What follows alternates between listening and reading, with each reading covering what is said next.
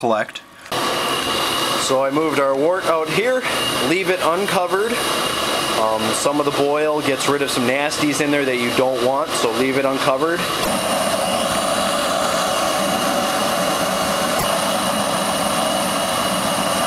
gonna have to slow down the heat here. It's coming up to the top. So if you weren't gonna watch this and it just happened while you were drinking a beer, it'd go right up and over the sides and put out your flame. Still messing around with this throttle. Careful not to let it go up and over. It's almost broken. You can see a little bit breaking through. Looks pretty good. So now I'm going to just let this go. There's no problem with boiling more than 60 minutes. I'm gonna go measure my first hops. Okay, so my first addition is 2 ounces of Mount Hood at 60. Means I'm gonna boil it for 60 minutes. So I got my little scale.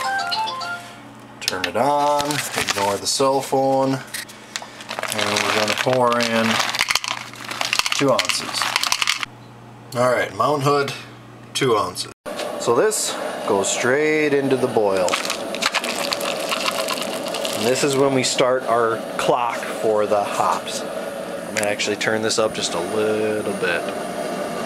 Perfect. And you'll see these hops, the green in there. You got to be careful again. Sometimes when you add hops to stuff like this, it'll want to boil up and over again. So be careful and watch that.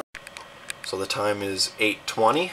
So I will be adding my next hop addition at about 9 o'clock because we're going to do a 20-minute, 15, 10, 5, and at 9:20 will be my last addition, the 1-minute addition.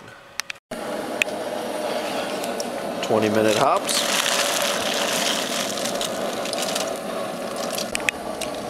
15-minute hops. 10-minute hops.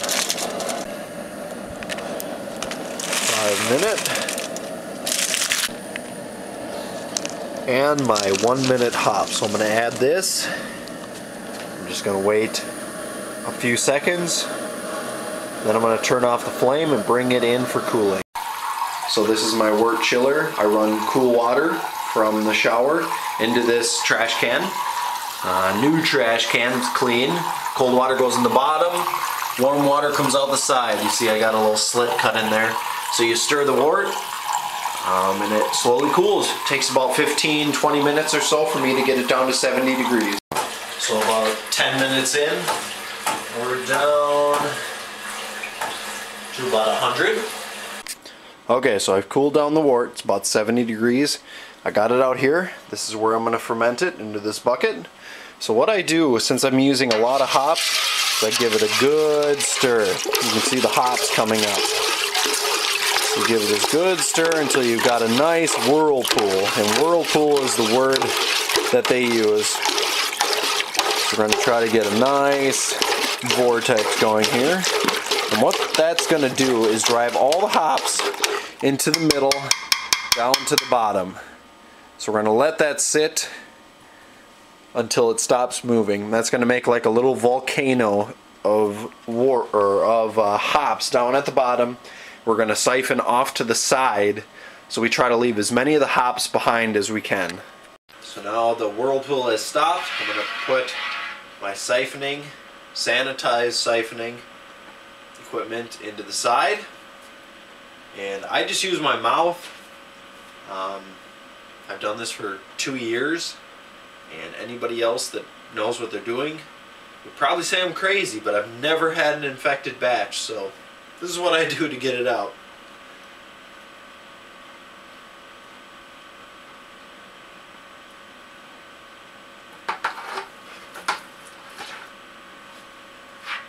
We're going to get a little hops at first, and it should clear up as we go. Alright, so most of the hops are left in there. Still some liquid, but that's okay.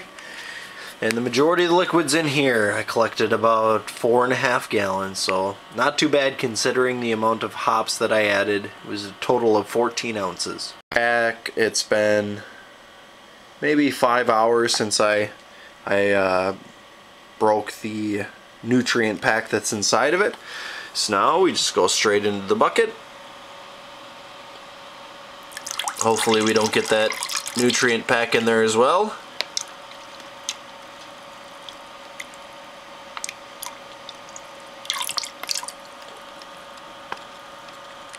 And that's about it.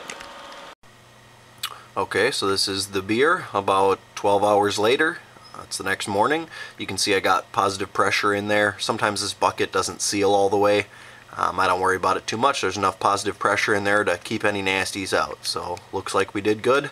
Hopefully they'll start bubbling more in another 12 hours. So here you can see my recipe. The different grains at the top, the hops and the thymes at the bottom. I also am going to do a 2-ounce dry hop after it's done fermenting. I end up with a gravity of 1.071, which is an efficiency of like 67-68%. I was hoping for a little more, but that's perfectly fine. IBU is about 140, so we'll see how it turns out in a couple weeks.